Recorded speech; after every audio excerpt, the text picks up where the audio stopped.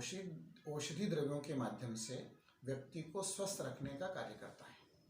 अगर हम समय समय पर, जैसे ऋतु परिवर्तित होती है, सीजन चेंज होता है, उस सीजन में किन किन द्रव्यों का हमको सेवन करना चाहिए, तो उससे उस ऋतु में होने वाली व्याधि से हम बच सकते हैं।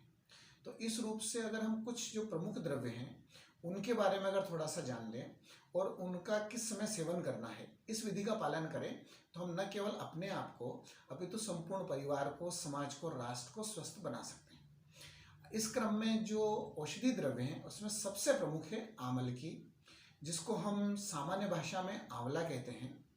और आंवले का हम प्रायः घर में कई रूप में प्रयोग करते हैं, लेकिन आयुर्वेद कहता है कि जो 6 रस बताए गए हैं, मधुर, अम्ल, लवण, कटु, तिक्त और कषाय, इन 6 रसों में से आंवले में 5 रस होते हैं। और जो आयुर्वेद में 3 दोष बताए गए हैं, वात, पित्त और कफ, तो आंवले की ये विशेषता है कि तीनों दोषों का शमन करता है। माने किसी भी दोष से होने वाली जो व्याधि है उन दोषों को साम्यावस्था में रखता है, उनको प्रकोपित नहीं होने देता है, और दोष अगर प्रकोपित है तो उनको साम्यावस्था में ला देता है।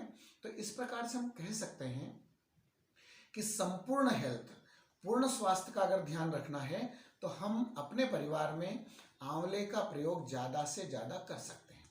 अब आंवले के प्रयोग के रूप में जो बाहर जो च्यवनप्राश मिलता है, च्यवनप्राश आंवला ही उसका मुख्य कंटेन है।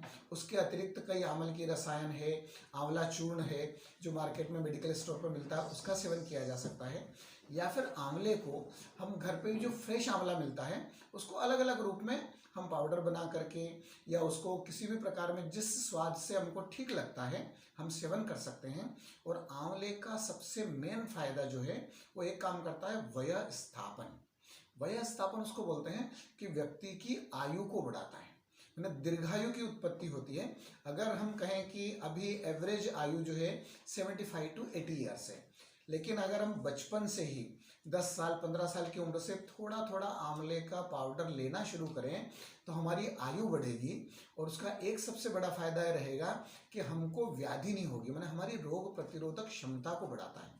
दूसरा, हमारी नेत्र ज्योति को बढ़ाता है।